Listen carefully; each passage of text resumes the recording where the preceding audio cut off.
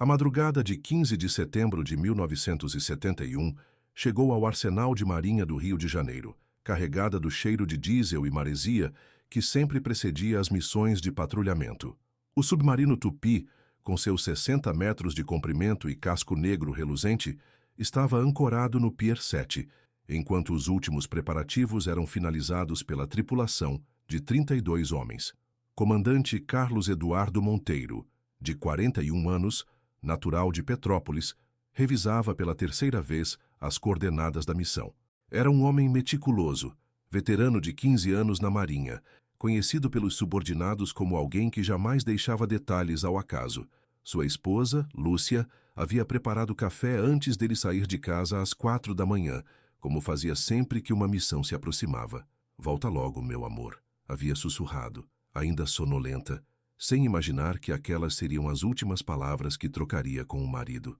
A missão era de rotina, patrulhar a costa nordeste brasileira por 7 dias, simulando manobras defensivas e testando os novos equipamentos de sonar instalados no submarino 3 meses antes.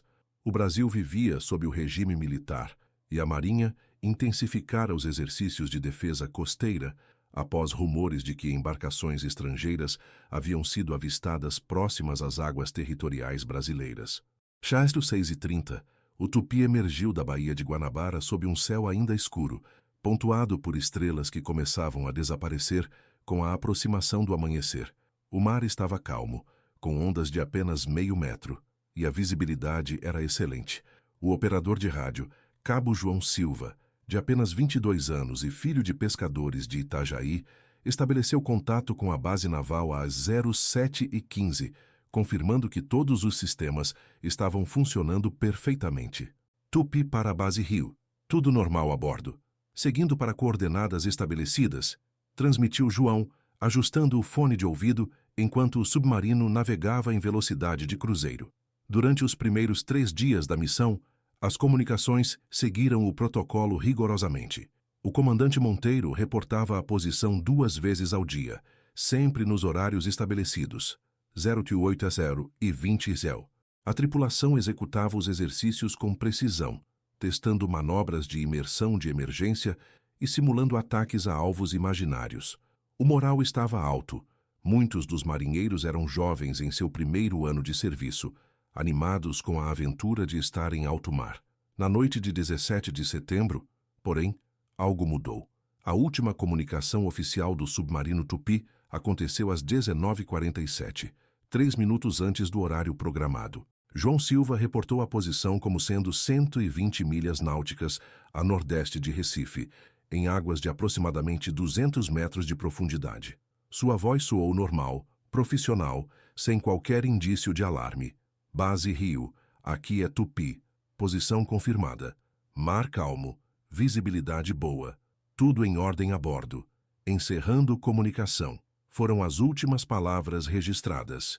O que ninguém na base naval suspeitava era que, naquele exato momento, o operador de sonar Sargento Miguel Santos havia detectado algo estranho nos equipamentos.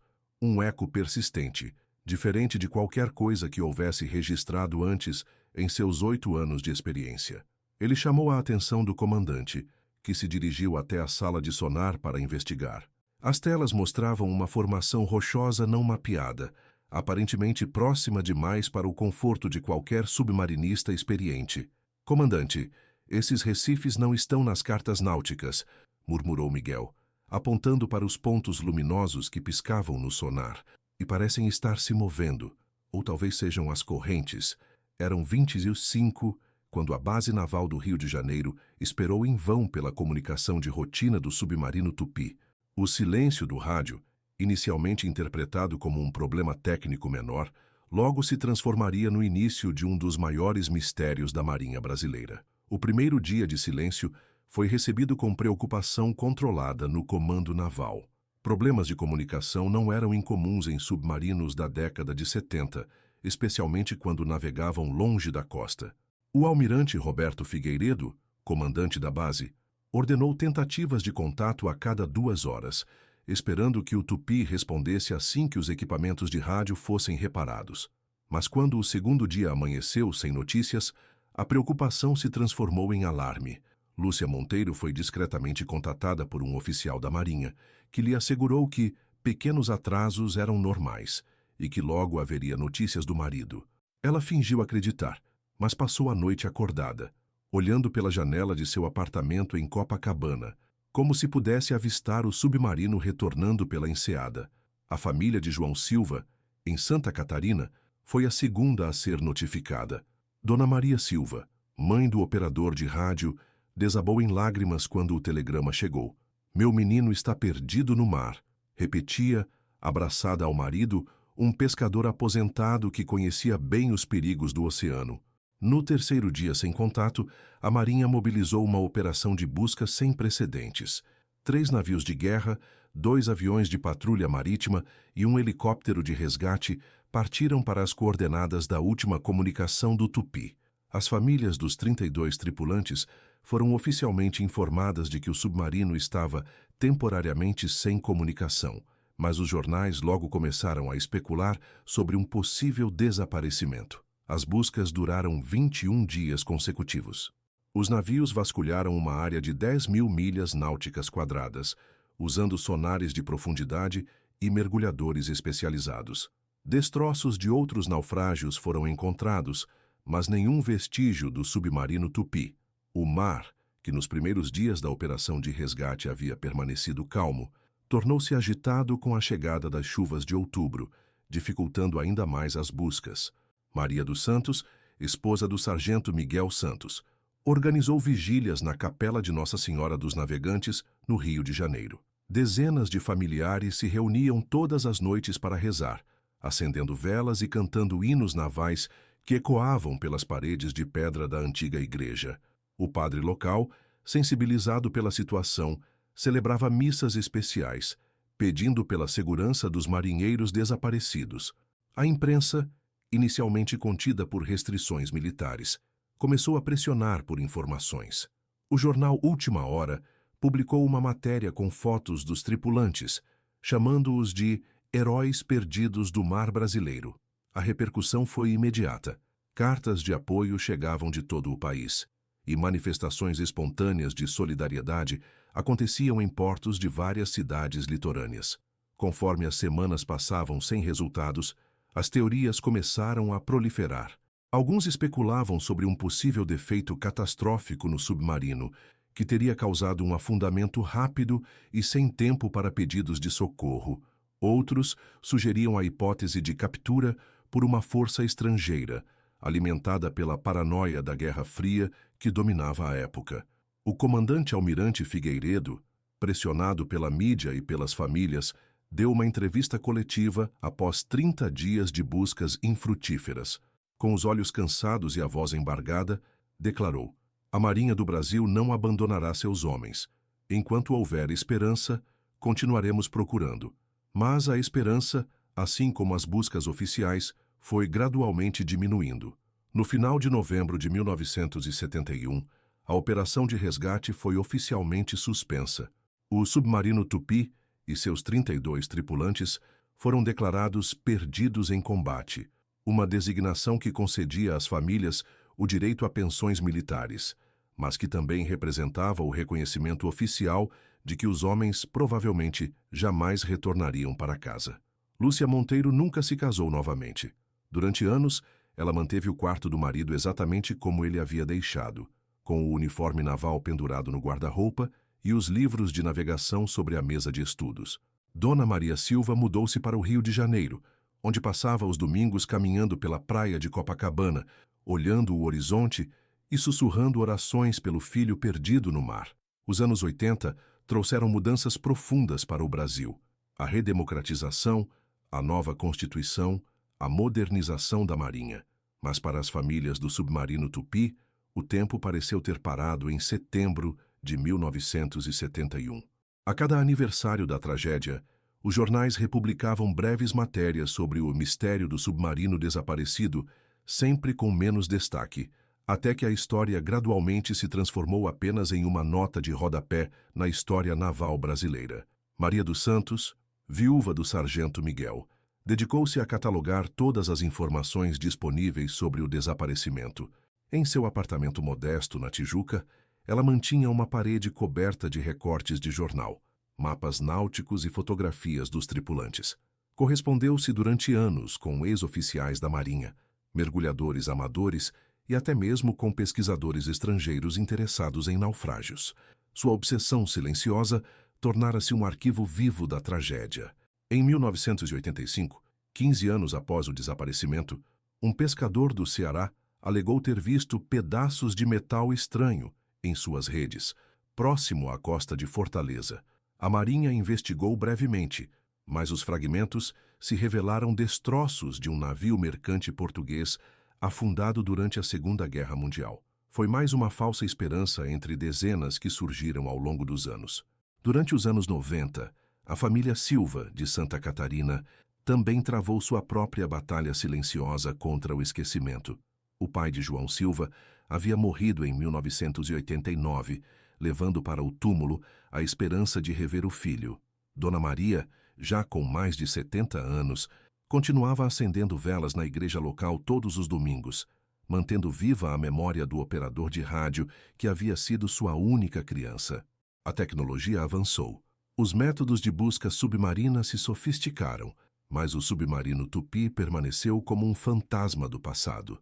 Novos submarinos foram incorporados à frota brasileira, equipados com sistemas de comunicação que tornavam praticamente impossível um desaparecimento completo, como o de 1971.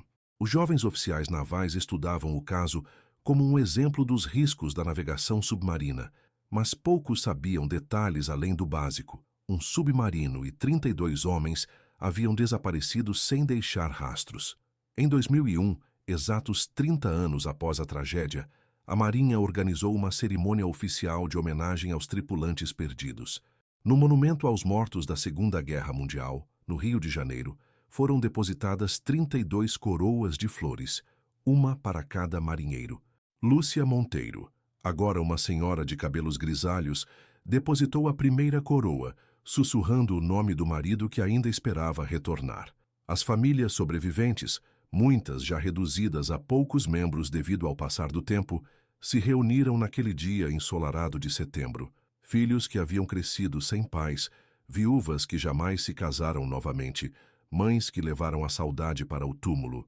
Era um grupo pequeno, unido por uma dor compartilhada e pela certeza de que a verdade sobre o submarino Tupi havia morrido junto com seus tripulantes nas águas escuras do Atlântico. Mas o oceano, como muitos marinheiros sabem, guarda segredos durante décadas, apenas para revelá-los quando menos se espera.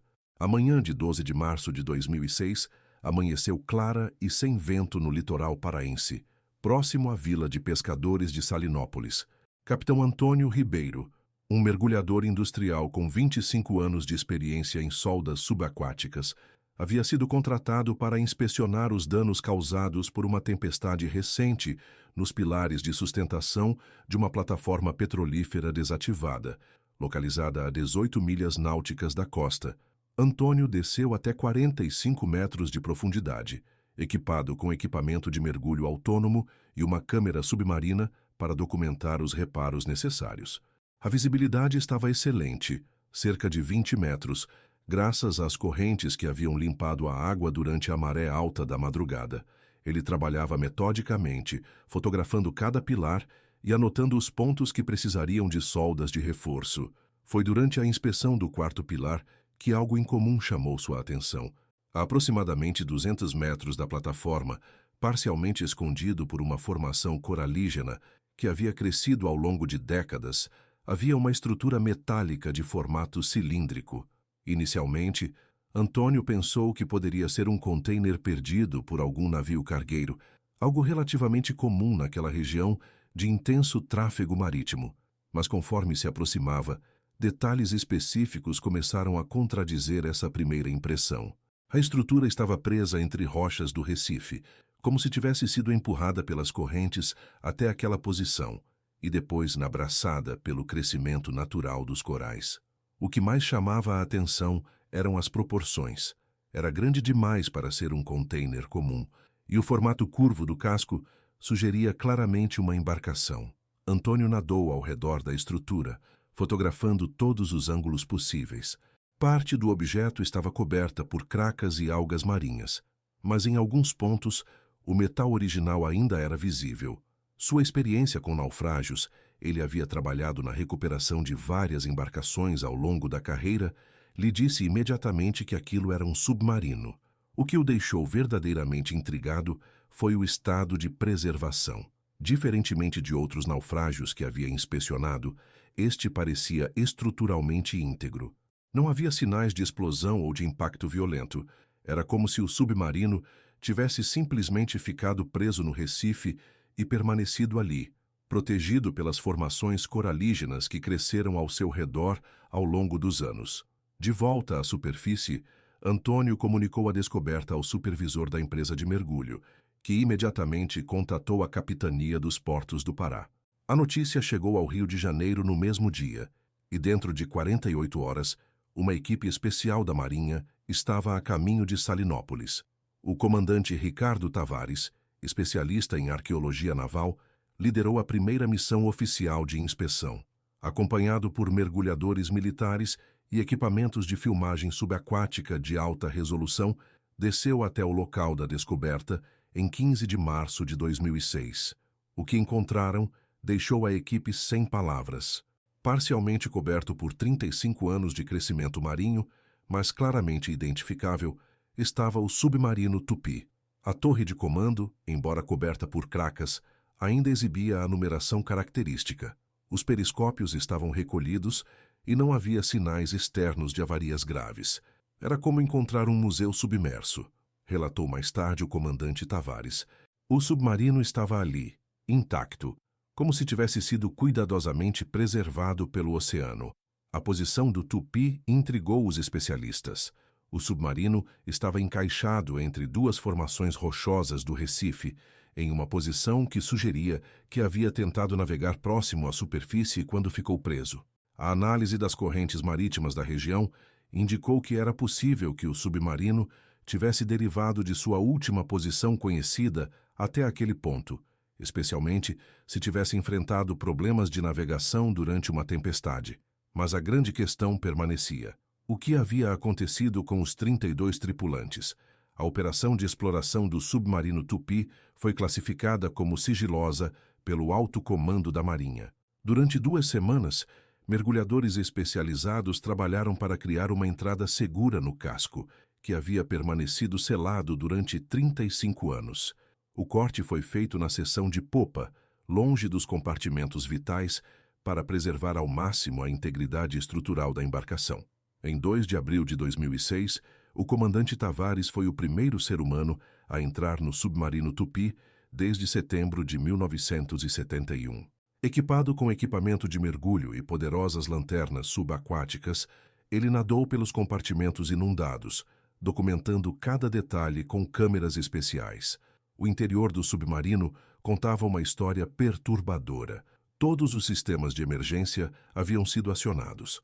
As válvulas de lastro estavam abertas, indicando uma tentativa desesperada de fazer o submarino emergir. Mais intrigante ainda, a sala de rádio mostrava sinais de que o equipamento havia sido usado intensivamente nos momentos finais, com vários cabos desconectados e reconectados, como se alguém tivesse tentado desesperadamente restabelecer comunicação com a base. Mas foi no compartimento do comandante que a descoberta mais significativa foi feita. Dentro de um cofre à prova d'água, perfeitamente preservado, estava o diário de bordo dos últimos dias da missão. As páginas, protegidas por um invólucro impermeável, continham as anotações pessoais do comandante Monteiro sobre os eventos que levaram ao desaparecimento. As últimas entradas do diário revelaram uma sequência aterrorizante de eventos. Em 17 de setembro de 1971, o submarino havia detectado uma formação rochosa não mapeada nas cartas náuticas. Tentando investigar mais de perto, o Tupi havia se aproximado demais do Recife e ficado preso entre as rochas durante a maré baixa. 18 de setembro, 02h30. Tentativa de liberação falharam. O submarino está firmemente preso no Recife. Sistemas de comunicação danificados durante as manobras de emergência. Não conseguimos contatar a base. 18 de setembro, 14 réu. Água começando a entrar pelo casco, pequenos vazamentos se tornando maiores, tripulação trabalhando para selar as aberturas, moral ainda alto, mas situação é grave. 19 de setembro, 08 ZES, decisão tomada. Não podemos esperar resgate que não virá, pois ninguém sabe nossa posição real. Tentaremos alcançar a superfície usando os equipamentos de emergência. A descoberta mais impactante veio na forma de uma carta pessoal, também preservada no cofre. Era uma mensagem do comandante Monteiro para sua esposa, escrita nas últimas horas. Minha querida Lúcia, se alguém encontrar estas palavras, saiba que pensamos em nossas famílias até o último momento. Tentamos tudo para voltar para casa. O mar nos venceu desta vez, mas nosso amor permanece eterno. Cuide-se, meu amor. Um dia nos encontraremos novamente. A investigação posterior revelou que os 32 tripulantes haviam tentado uma evacuação de emergência usando os equipamentos de escape do submarino. Evidências no compartimento principal mostraram que os equipamentos de respiração subaquática de emergência haviam sido utilizados. Mas a profundidade de 45 metros, combinada com as correntes fortes da região e a falta de equipamentos de mergulho adequados para subidas livres, havia tornado a tentativa de fuga fatal. Os corpos nunca foram encontrados. As correntes marítimas da região, conhecidas pela força e pela capacidade de transportar objetos por grandes distâncias, provavelmente carregaram os restos mortais para águas profundas do oceano, onde permaneceram para sempre. A notícia da descoberta e da investigação foi mantida em sigilo por 6 meses, enquanto a Marinha contactava discretamente as famílias sobreviventes. Lúcia Monteiro, então com 82 anos, recebeu a carta do marido em uma cerimônia privada no comando naval. Ela a leu em silêncio, lágrimas descendo por seu rosto enrugado, e depois a guardou próxima ao coração. Agora eu sei que ele tentou voltar para mim, sussurrou ela ao oficial que lhe entregou a correspondência. Ele sempre foi um homem de palavra. Em dezembro de 2006, a Marinha organizou uma cerimônia oficial para honrar os tripulantes do submarino Tupi. O submarino foi oficialmente transformado em um memorial subaquático, protegido por lei como patrimônio naval brasileiro. Mergulhadores civis podem visitá-lo mediante autorização especial, e ele se tornou um dos sítios arqueológicos submarinos mais importantes do país. Maria dos Santos, a viúva que havia passado 35 anos coletando informações sobre o desaparecimento, finalmente encontrou paz. Em seu apartamento na Tijuca, ela retirou todos os recortes de jornal da parede e os guardou cuidadosamente em álbuns. No lugar deles, pendurou uma única fotografia, a imagem oficial do submarino Tupi em seu último dia no arsenal da Marinha, em setembro de 1971. O oceano havia guardado seu segredo por 3 décadas e meia, mas, eventualmente, devolveu aos vivos a verdade sobre os últimos momentos dos 32 homens que partiram em uma missão de rotina e encontraram seu destino preso em um recife no litoral paraense. Suas famílias finalmente puderam se despedir, sabendo que eles haviam lutado até o fim para voltar para casa. O submarino Tupi permanece no fundo do mar, abraçado pelos corais que crescem ao seu redor, um monumento silencioso à coragem dos marinheiros brasileiros e ao poder implacável do oceano que tanto amavam e respeitavam.